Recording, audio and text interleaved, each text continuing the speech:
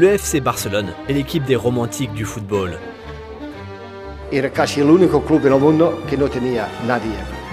Si pones UNICEF, le has puesto algo, un sentido, lo que el club tiene, que es jugar bien, es ganar sí, pero no olvides a la gente. C'est gentil, Johan, mais Barcelone a fait beaucoup d'argent via ses sponsors maillots. Alors on ose poser la question, le Barça est-il vraiment plus qu'un club ? Ou simplement un club de plus ?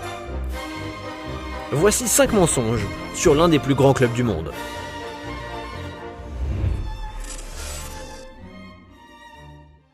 La Masia ou la Messi A. La Masia est un modèle mondial pour les centres de formation de football. Un vivier inépuisable de talents. Messi, Piqué, Fabregas, Xavi, Iniesta, tous sont made in Barça. Mais la réputation de la Masia est-elle fondée pour autant ? Parmi 50 joueurs formés par la Masia dans la dernière décennie, seul Sergi Roberto est vraiment installé au club aujourd'hui, pendant que la majorité d'entre eux jouent dans des divisions inférieures ou inconnues. Ansu Fati et Riqui Puig sont les espoirs du Barça, mais 2 joueurs convenables par saison ne peuvent rivaliser avec l'Ajax en termes de production de talent. L'antre du beau jeu.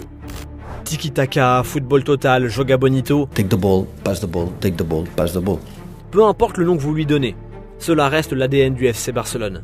Ou devrions-nous dire l'ADN de l'Ajax. Le visage derrière ces valeurs du Barça est celui de Johan Cruyff, que ce soit comme joueur ou comme entraîneur. Cruyff a amené son talent et sa vision du foot depuis l'Ajax, le véritable antre du football.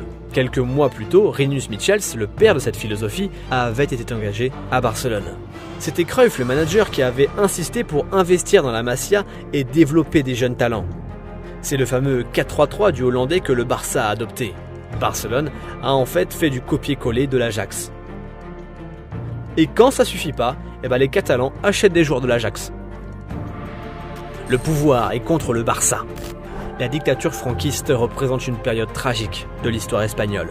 Un régime qui a duré de 1939 à 1975, lié à la domination du Real Madrid à cause de l'affection de Franco pour les merengues.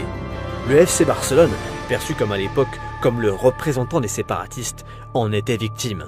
Le club était traité injustement et a donc perdu toutes les courses au titre. Sauf que ce n'est pas tout à fait vrai. Pendant les années Franco, le Real Madrid a remporté 20 titres nationaux, tandis que le Barça en a gagné 17. Le Real avait même vécu une période de disette durant les 15 premières années du franquisme. Attention, nous ne contestons pas le fait que le Barça a été traité comme l'opposition, mais le nombre de titres semble dévoiler une autre version. Mais est-ce qu'est un club ? Johan Cruyff était l'auteur de cette phrase devenue légendaire. Barcelone est plus qu'un club. Il entendait par là que le Barça avait une philosophie qui lui était propre, qui allait au-delà du football, faire confiance aux jeunes talents, accorder de l'importance au style de jeu et défendre des valeurs. Cela signifiait aussi que le Barça ne jetterait pas l'argent par les fenêtres pour obtenir des talents qu'il désire, à la différence du rival madrilène. Ouais, donc on ne parle pas des 145 millions d'euros utilisés pour Coutinho qui a à peine joué au Barça, du coup, hein ? À l'exception de la saison 2015-2016, Barcelone a dépensé plus de 90 millions d'euros lors de chaque mercato depuis 2013. Et la saison 2017 était la plus dingue. Plus de 327 millions d'euros dépensés. Et ces transferts ont mis un terme aux chances des jeunes joueurs de faire partie de l'équipe première. L'équipe de la Catalogne. Barcelone est la plus grande ville de la communauté autonome, la Catalogne. Pour certains de ses natifs, ils sont membres d'un pays différent de l'Espagne. Et récemment, le mouvement indépendantiste a gagné en puissance. Le Barça est perçu comme le représentant de la région, qui défie l'État en gagnant face aux équipes de la capitale. Mais le FC Barcelone n'a pas toujours défendu les intérêts de ses fans. En octobre 2017, un référendum d'indépendance a eu lieu dans la ville, menant à des émeutes et des violences policières. Au milieu du chaos, le club Blaugrana devait disputer une rencontre de Liga face à Las Palmas. Et les Catalans attendaient un geste fort de la part de l'équipe, comme un forfait. De son côté, la Liga était nerveuse à l'idée de diffuser une rencontre disputée au Camp Nou au milieu des fans en colère. Alors le FC Barcelone a pris une décision encore controversée aujourd'hui. Ils ont disputé la rencontre à huis clos.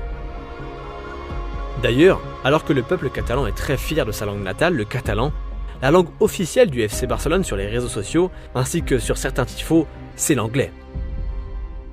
Le FC Barcelone est l'un des plus grands clubs au monde.